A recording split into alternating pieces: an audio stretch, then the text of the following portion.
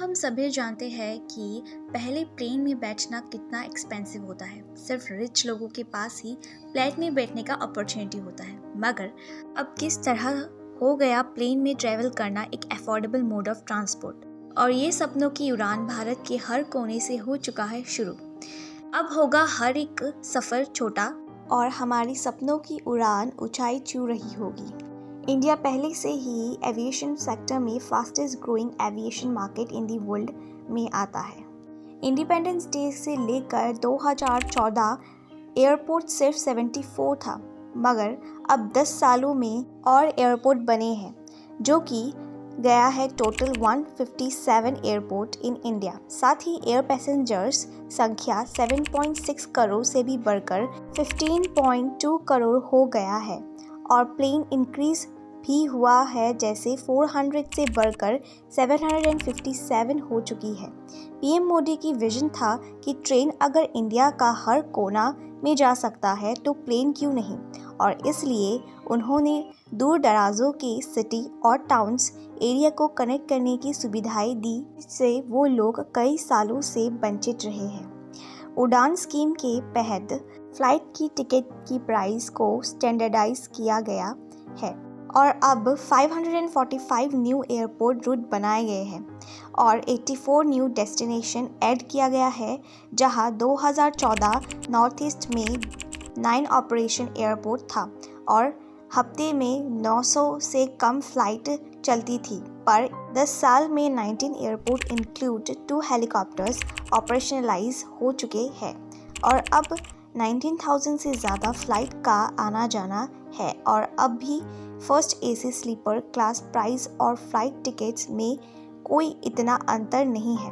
साथ ही इधर मिलती है कंफर्ट और अपनी डेस्टिनेशन पर जल्द पहुंचने की सुविधाएं, और एयर ट्रैवल के वजह से टूरिज्म भी इंक्रीज हो चुका है।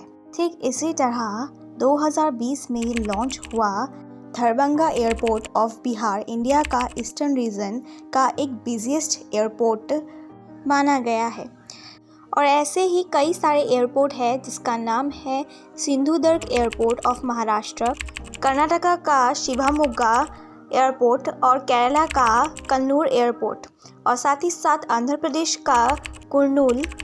अब इस एरिया का कनेक्टिविटी और टूरिज्म सेक्टर को ज़बरदस्त इंक्रीज़ किया गया है गवर्नमेंट्स के द्वारा। अब थोड़े से इकोनॉमी के हिसाब से समझते हैं। जब एयरपोर्ट बनता है तो सिटी में सिर्फ कनेक्टिविटी इंक्रीज नहीं होता है, बल्कि इन्वेस्टमेंट अपॉर्चुनिटी जैसा इकोनॉमिक डेवलपमेंट यूज़ का रिजल्ट है। एम्प्लॉयमेंट जनरेशन जैसे इनकम बढ़ता है, वैसे ही मिलता है बेटर स्टैंडर्ड ऑफ लिविंग। जहाँ छोटे शहरों को कनेक्टिविटी, वहाँ मेट्रो सिटी को मिल रहा है वर्ल्ड क्लास लेवल पर अपग्रेड किया जा रहा है। कस्टमर सर्विस को इम्प्रूव और परेशानी फ्री बनाने के लिए minister of civil aviation launch किया डीजी यात्रा ऐप। तो अभी से contactless, paperless and risk free होकर एयरपोर्ट पर एंट्री कर सकते हैं। बोर्डिंग फ्री एक्सपीरियंस को और अच्छा करने के लिए और फास्ट करने के लिए सिक्योरिटी चेकिंग में कोई कमी नहीं है, और इसीलिए एडिशनल एक्स-रे मशीन को इंस्टॉल किया गया है।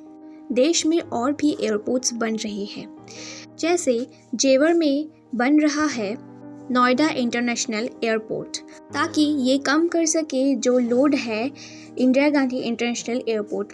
नेवी मुंबई इंडिया का सबसे बड़ा एयरपोर्ट बन रहा है, जो कि छत्रपति शिवाजी एयरपोर्ट डिकॉन्जेस्टेड के लिए मदद कर सके, मतलब भीड़ कम कर सके।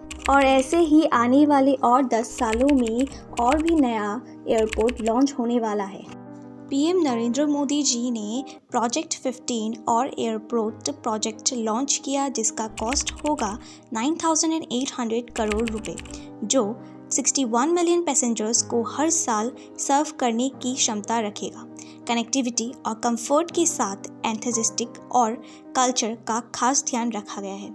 आशा करती हूँ आपको ये वीडियो से बहुत ही इन्फॉर्मेशन मिला होगा, और ऐसे ही वीडियो देखने के लिए लाइक, शेयर एंड सब्सक्राइब करना मत भूलिए।